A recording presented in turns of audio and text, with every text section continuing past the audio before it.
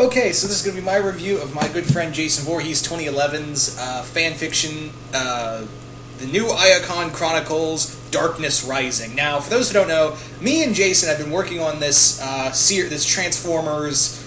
Well, he's been mostly doing the work. I've just been plotting out and writing a few things here and there. We've been basically writing this Transformers Avatar crossover series that's been going on for now that this one's been completed, for now 3 stories. 3 separate stories. The first one was Transformers Avatar Chronicles, which followed the Avatar Last Airbender series in this story, crossing over with Transformers. And then we got the sequel series, which this and Darkness Rising, New Iacon Chronicles, then New Iacon Chronicles, the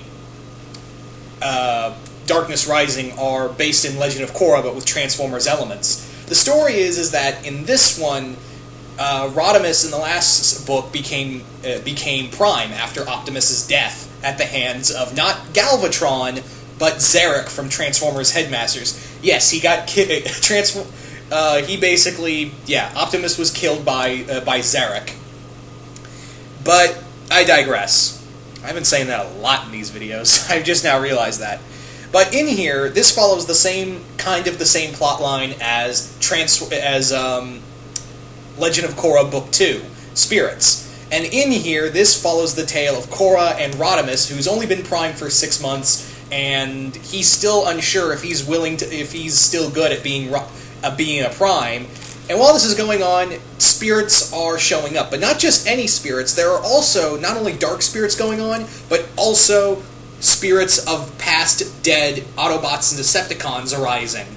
And some of them ain't too happy to be here in the physical world. Yes, Unalaq is also still the villain, but he's more like the backburner, like the figurehead villain for the other 2 villains that showed up, that are in here. Starscream and Azula. Yes, Starscream and Azula in here are more the main villains than Unalaq. They work with Unalaq, but he's more like that.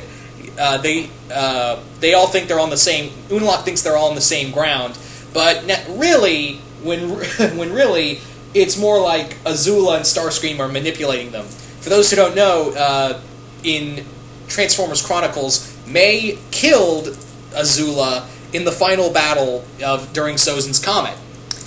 Also, Starscream was also killed in that story, so they were brought back as spirits, and they've got some wicked powers to them that I don't really want to go into yet. It's one of those you have to see for yourself. We also in here, like how in each story Jason for the most part brings in some new elements, like in the New Iacon Chronicles, because it's not called Republic City, it's called New Iacon. I should have said that earlier.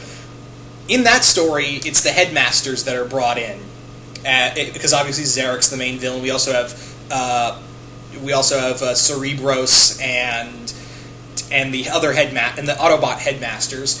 You also, in this story, we have the Predacons. We do have Skylynx and Darksteel in here, but also this is the reimagining of the Beast Wars Predacons. Yes, the Beast Wars Predacons are in this story, but they're bigger. They're stronger, they're faster, but it's still the Predacons you know and love. Scorponok, Quick Strike, Dinobot, who becomes a Autobot, who becomes one of the good guys. We also have Black Arachnia, Tarantulas, Terrorsaur, Inferno, all the Predacons you love. They're all in here. And in this story, we also have some characters from Transformers Animated show up. Lugnut and Lockdown. Lockdown plays a very crucial role in the story. Lugnut's just serving Starscream and Azula because he wants revenge. He doesn't really like working for him because he's such a loyalist to Galvatron, who does make a cameo in here. Don't want to say where or how. But anyway, this story was a lot of fun to write. It was fun to co-plot with him, and I don't want to spoil anything about the ending, but it doesn't end with Korra unlocking the power of her inner spirit. It doesn't happen like that. We don't give her the MacGuffin power. We more or less, we don't give her the Deus Ex Machina, oh, your inner spirit is stronger than the dark spirit or the light spirit that you had inside of you. Nah, it's not like that.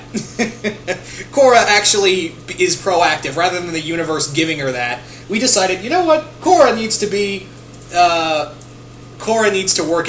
work this out for herself. So it feels more credible that it was Korra coming up with the endgame plan. But I don't want to spoil it. Also in here, we don't have the lovey-dovey bullshit, and Bolin is a tolerable character. Yes, I'll say that again. Bolin in this story is a smarter character, because, like you guys out there, me and Jason look at the episodes and be like, okay, who would really act in these situations? So we do change it. And sometimes the Autobots will be like the voice of reason for most of them. Now, like we do, obviously Korra and Rodimus are a pair, as in partners. We also have RC and Mako, which when Jason came up with that one, I was like, oh, that Jason and Transformers Prime version of RC is a perfect match. Then we also have Bolin with Blaster. That was my idea because that was too awesome not to pass up. We also have Asami with her Autobot guardian, Knockout. Yes, in here, Knockout did become an Autobot, and he's now Asami's closest friend. We also don't have that whole, Asami and Mako kind of got back together when Korra broke up. We don't have that in here. But what we do have is a lot of badass action. We've got so much Predacons. We had Menasor. We had Starscream being smacked around by Rampage.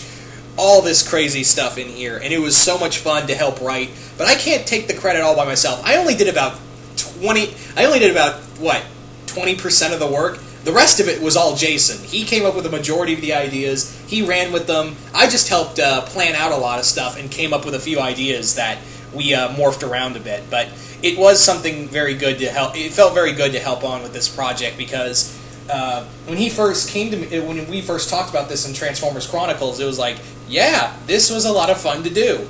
And it's been a lot of fun to, every time he says, hey, new chapter's up, I turn into a kid who's waking up to Christmas. I swear to God. I turn into a little 5-year-old that's just like, oh my God, it's a present. Because every chapter is exciting and it's awesome, and I can't stress enough of how much awesome these stories are. And the fact that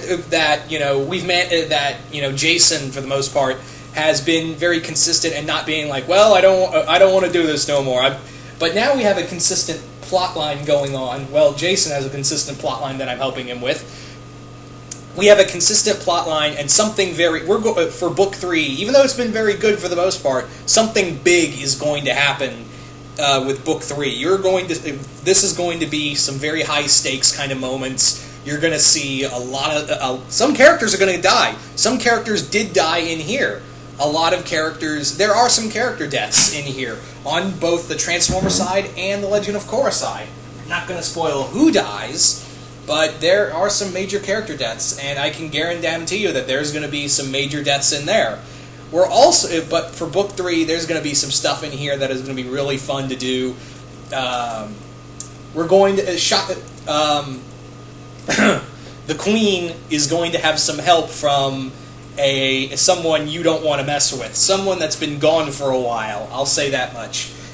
So the Earth Queen is going to get some help from somebody who you'd least expect to come back.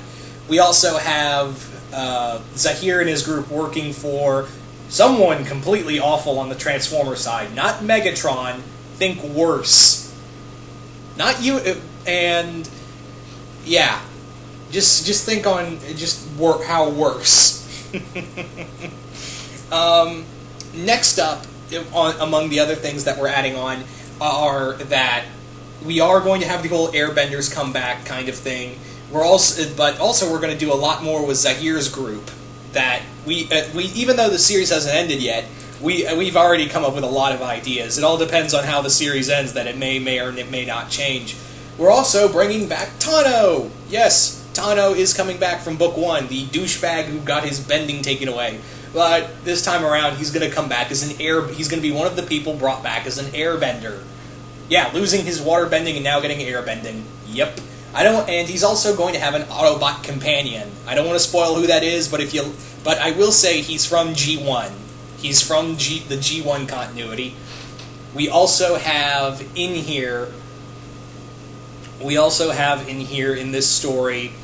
I don't want to spoil who the villain is on the Transformer side again, but we also have. I'm trying to remember who. We're also going to include a lot of characters from basically all these different generations. Because again, this doesn't really have a set Transformer continuity, even though the baseline is like Prime and fall of Cybertron kind of continuity. So it's like Prime, but it's more like it's fast and loose and has all these other Transformers in it. Obviously, we have the Beast Wars characters in here. We've got G1 characters in here. We've got Armada characters. We've got animated. All these different Transformer characters that have come together more or less in this Transformer continuity. But yeah, Book 3, if you thought Book 2 was awesome, like I did, you're going to absolutely love what happens next in Book 3. Especially with that ending, which I didn't even know Jason was going to write in that ending. So stay tuned for so go check out the link for New Iacon Chronicles, Darkness Rising, and see the story right from the beginning and all that, and then stay tuned for Book 3, which I'm pretty sure will be coming soon, knowing Jason, because he's been getting a flood of ideas. So, yeah. Anyway, once again, like I said, I'll leave a link below for you guys to check out Transformers New Iacon Chronicles Darkness Rising. And if you haven't seen him yet, you can go check out his fanfiction account and read Transformers the Avatar Chronicles, which is the first of the story series, and then go check out New Iacon Chronicles, which is the second story. But yeah, that's really all I had to say for all this, and once again, I hope you guys enjoyed it, and I'm out.